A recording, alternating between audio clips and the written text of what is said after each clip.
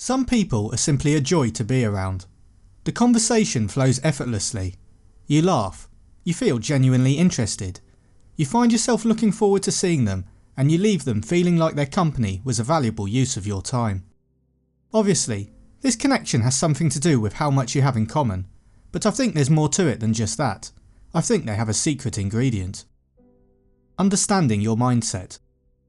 According to psychologist Carol Dweck, a person's mindset can come in two flavours, fixed and growth. I believe that by understanding this difference, we can shed light on how some people are better than others at showing us a good time. In a nutshell, someone with a fixed mindset believes that we are what we are, and that things don't really change. This applies to both ourselves and other people, and it applies to personality traits, capabilities, self-beliefs, the works. So, with a fixed mindset, if I'm bad at maths, I'll always be bad at maths. There's really no point in trying. If I think of myself as an unfunny person, then that's my destiny. The growth mindset individual, on the other hand, believes in constant evolution. I am what I am now, but that's different from what I was before and what I will be in the future. If I'm bad at maths now, I can work hard at it and potentially become a maths genius given the motivation.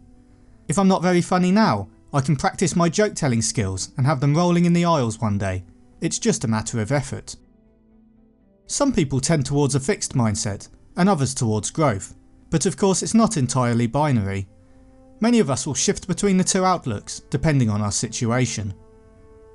The way we evaluate our sense of worth, success and ability differs depending on our mindset. The fixed mindset person judges himself against others. In order to feel good at something, he has to be better than everyone else around him, or at least somewhere near the top. When this is the case, fear of failure ramps right up. He'll be likely to shy away from challenge, even, in fact especially, in the things he considers himself good at. This is because failure threatens to jeopardise his talented status. One slip up and he's not the genius he thought he was. Better not risk it. Furthermore, this mindset breeds arrogance because from his fiercely protected spot at the top, a fixed person genuinely feels superior to the people he surrounds himself with. He needs to think this way in order to feel okay about himself. The growth mindset individual though, she'll feel successful, worthy, purposeful when she's learning. What this essentially means is that there is no failure because the harder something is, the more she stands to grow as a result of doing it. With a growth mindset, we welcome challenge because it doesn't matter if we're not an instant success. Needless to say, in the long run, growth-minded people will tend to go furthest. So how does this apply to being great company? Some fixed-minded people can make us feel small and they seem to relish it. They're the ones who'll smirk when we slip up. The ones we wouldn't want to show an unfinished piece of work to, or see us in tracksuit trousers and a battered t-shirt first thing on a Sunday morning. They're the ones we wouldn't want to say anything stupid in front of, and the ones we feel the need to justify ourselves to if we do. If someone slips into a fixed mindset, then everything and everyone around them begins to function like a mirror. They're forced into a perpetual state of self-referencing. They ask, how does this friend, topic, job, choice of music, or whatever make me look? And it's contagious.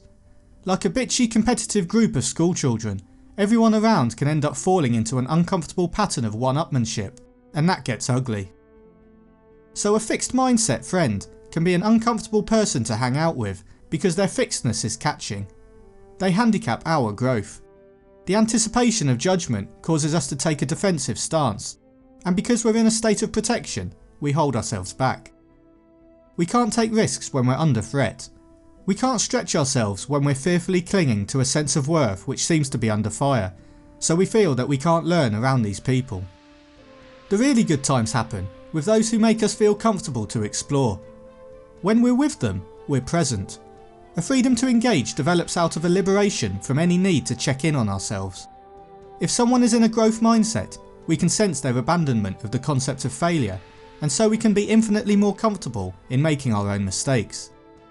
Additionally, because growth people don't have to look in those mirrors all day, they're able to connect with people in a much more authentic way. In the company of a person like this, it's easier to feel understood, and when we feel accepted, we can let go of our own need to self-reference. Suddenly, the space between two people becomes the focus. and that gets filled with conversation or activity or whatever else it might be that we can learn from at the time. With competition off the table, these people can feel genuinely happy for our successes, and we can feel unconditionally proud of theirs too. These are the people whose good moods lift us up and whose bad moods seem rare. They're the ones who will like your stuff on Facebook without feeling like they're handing over some of their power. Some of my oldest and greatest friends are exactly like this, but it's not a quality that's reserved for people we know inside and out.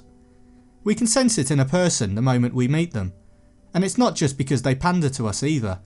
It's not necessarily only the people who wouldn't criticise our work in progress or laugh at the stupid thing we just said, but rather, when that stuff happens, we don't feel as if they're mentally removing chips from our worthiness stack.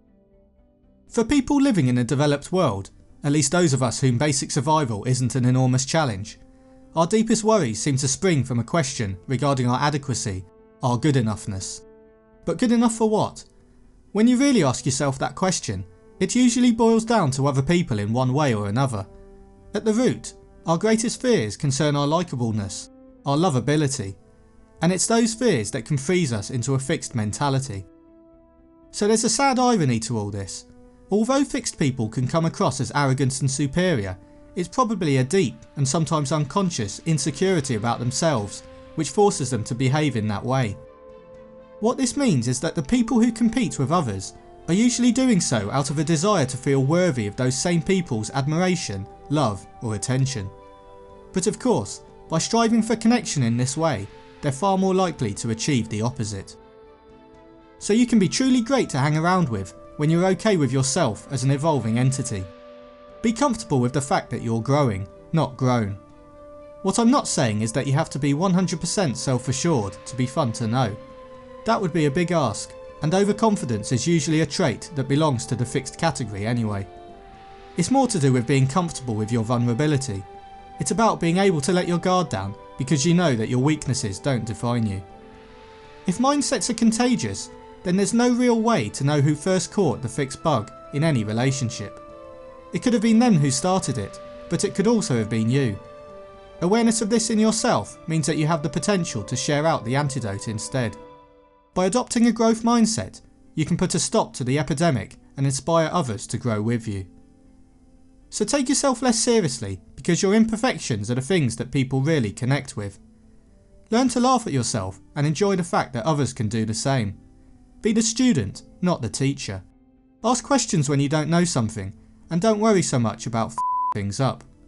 In the end, it means that not only you, but also anyone you spend time with stands a better chance of enjoying life.